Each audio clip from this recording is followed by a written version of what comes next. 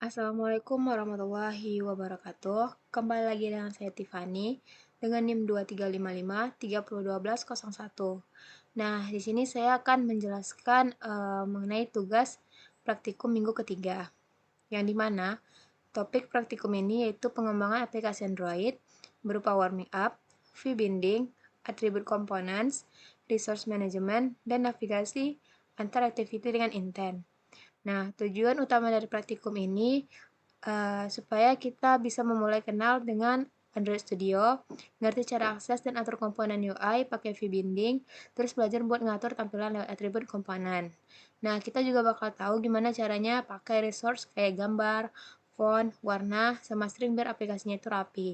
Selain itu, kita belajar intent buat pindah-pindah layar di aplikasi. Intinya, praktikum ini tuh biar kita ngerti dasar dari aplikasi Android yang simpel tapi fungsional, dan dari tampilan sampai navigasinya. Nah, lanjut pada bab 1 untuk implementasi modul dan latihannya. Untuk pemahaman masalahnya itu, pertama kali saat mencoba membuat aplikasi Android ini, saya merasa agak bingung. Mulai dari cara akses komponen UI yang masih sering pakai file binding ID, sampai mengatur gambar, font, ataupun warna aplikasi biar terlihat rapi supaya semuanya itu masih membingungkan. Selain ini, saya juga belum begitu paham gimana caranya berpindah antara layar dan menggunakan internet. Nah, praktikum sebelumnya itu ngebantu saya banget dalam memahami semua hal tersebut secara bertahap. Mulai dari kenalan dengan Android Studio-nya, menggunakan view binding, mengatur atribut komponennya, dan memanfaatkan resource sampai membuat navigasi antar activity. Sehingga lebih mudah untuk membuat aplikasi Android sederhana sendiri. Nah, lanjut di sini langkah dan kunci keputusan desainnya. Selama pengerjaan, langkah pertama yang saya lakukan adalah menyiapkan project Android Studio-nya, lalu memastikan semua pengaturan awal berjalan dengan lancar, atau biasa kita sebut dengan warming up. Nah, kemudian saya memilih penggunaan view binding daripada find view by ID, karena lebih aman dan praktis untuk mengakses komponen UI-nya. Nah, untuk mengatur tampilannya, saya menggunakan attribute components agar properti seperti teks, warna, dan ukuran itu bisa langsung diatur sesuai kebutuhan. Dan ini supaya jadi lebih rapi dan mengubahnya lewat kode secara manual. Dibandingin kita tuh harus mengubah kodenya itu secara manual. Nah, saat pakai resource nih, seperti gambar, font, dan warna, kita bisa nempatin di folder resource biar dia tuh lebih terstruktur dan mudah dipanggil. Nah, untuk berpindah antara layarnya itu, kita bisa menggunakan intent, karena cara ini paling standar dan fleksibel dibandingkan metode yang lainnya, serta memudahkan navigasi antar activity. Nah, semua keputusan ini saya pilih agar praktikumnya itu jadi lebih efisien, jelas, dan menghasilkan aplikasi Android yang sederhana dan fungsional. Lanjut pembahasan bagian error yang ditemukan dan perbaikannya. Nah, selama pengerjaan saya menemukan error yang paling mengganggu ketika mencoba mengubah warna pada text view. Nah, di mana dia akan muncul error di sini ada massage absent. Nah, di sini akibatnya tuh tampilan aplikasinya tuh pas yang ubah warna itu nggak keubah dia. Nah, untuk penyelesaian penyebabnya tuh karena penggunaan atribut Android ini tuh nggak disarankan di versi Android terbaru. Nah, sistem sekarang tuh lebih prefer kalau menggunakan Android background theme atau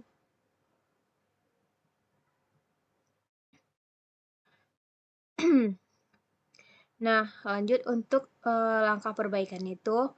Untuk memperbaikinya itu saya mengganti Android theme itu menjadi dengan Android background theme seperti gambar yang tertera di sini.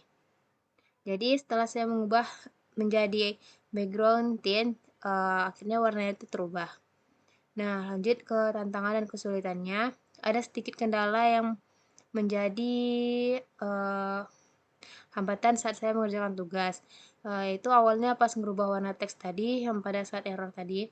Terus kendalanya itu saat memilih desain Figma. Lanjut untuk desain Figma-nya itu sendiri, saya mengambil desain ini sebagai referensi dari aplikasi yang akan saya buat. Saya memilih ini karena saya rasa cocok dengan tema saya itu tentang e-wallet dan top up token, dimana ini yang akan menjadi gambaran untuk halaman login dan gambaran untuk setelah melakukan login, maka dia akan mengarah ke halaman selamat datang di e-wallet seperti ini. Bagian pemahaman dan konsep inti. Nah, pada bagian ini saya belajar tentang dasar-dasar bikin aplikasi Android, mulai dari view binding, attribute components, resource management, sampai navigasi antar activity pakai intent. Intinya, intent itu semacam jalan buat pindah dari satu layar ke layar lain. Seperti tadi, saat kita menekan login, maka dia akan pindah ke layar ini selamat datang di Mabang. Lalu jika dia logout, dia akan kembali ke halaman login. Nah, contohnya di latihan tadi yang udah saya jelaskan barusan. Terus saya juga mulai mengerti pentingnya view binding buat komponen UI. Misalnya sebelum pakai find view by ID, dimana langsung pakai binding text view atau binding button. Nah, lanjut untuk hubungan dengan materi sebelumnya. Materi minggu ini sebenarnya lanjutan dari praktikum sebelumnya ya, di mana sebelumnya itu mengenal Android Studio, cara bikin project, dan struktur folder sama install SDK. Karena sebelumnya udah ngerti bikin project dari nol dan ngerti folder, mana layout, drawable, dan string, jadi pas belajar intent dan binding gak terlalu bingung lagi. Pokoknya konsep baru ini ngebangun dasar yang udah ada.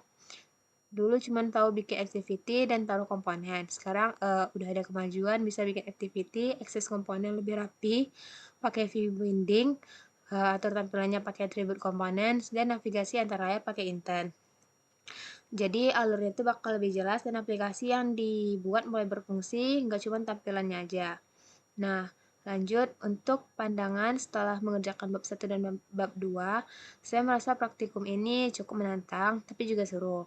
Walaupun banyak yang harus dipelajari, terutama soal internet tuh, dan juga view binding, di mana pengalaman ini bikin saya mulai mengerti gimana alur aplikasi Android dari nol sampai bisa navigasi antar layar itu. Nah, selain itu, latihan yang tadi itu juga bikin saya lebih percaya diri buat coba fitur-fitur yang lainnya di Android Studio dengan belajar troubleshoot sendiri kalau ketemu error. Overall, praktikum ini lumayan nambah pemahaman soal dasar-dasar Android dan bikin aplikasi sederhana yang fungsional. Nah, mungkin untuk demonya bisa saya lakukan sekali lagi untuk hasil akhirnya, dimana jika kita tidak menginputkan apapun, maka akan timbul di sini validasi username dan password harus tidak boleh kosong. Kita harus masukkan dulu. Nah, jika sudah, maka akan muncul ke halaman selamat datang di Mabang. Nah, jika kita logout, maka dia akan kembali ke halaman login.